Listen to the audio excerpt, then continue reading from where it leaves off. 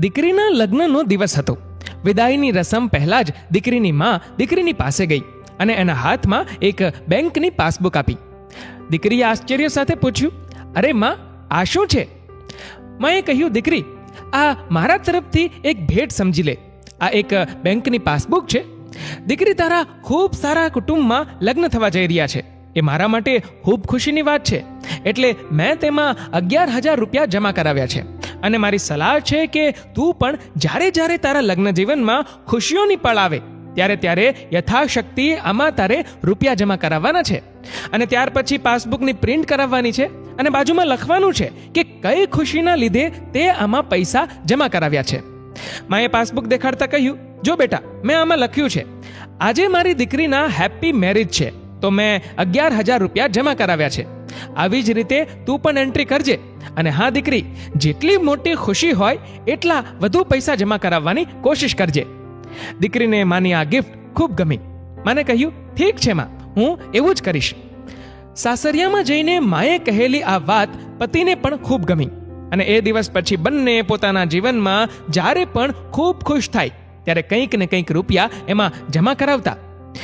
આજે અમે બંને પહેલી વાર ડિનર પર ગયા. આ ખુશીમાં 200 રૂપિયા જમા. આજે મને નોકરીમાં પ્રમોશન મળ્યું.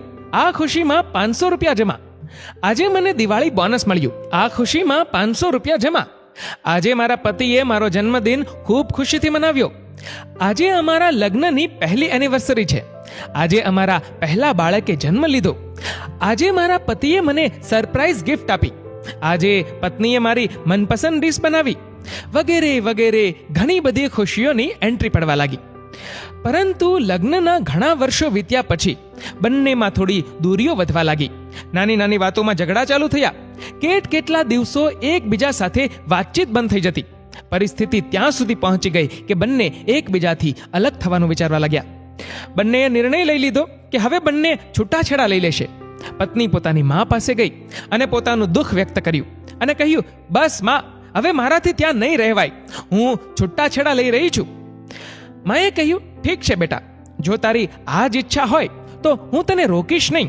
પણ તને પેલી પાસબુક યાદ છે જે મેં તને આપી હતી લગ્ન સમયે? ડિવોર્સ લેતા પહેલા એ બેંક એકાઉન્ટ તો ક્લોઝ કરાવી આવ અને એમાં પડેલા પૈસા તમે લોકો ભાગ પાડી લો. જો એ લગ્ન એટલા જ ખરાબ હતા તો એ લગ્ન જીવન સાથે જોડાયેલી કોઈ પણ યાદ રહેવી ના જોઈએ. એકાઉન્ટ બંધ કરાવીને તું પાસબુક સળગાવી દેજે. દીકરીએ કહ્યું, હા માં, એ વાત પણ સાચી છે.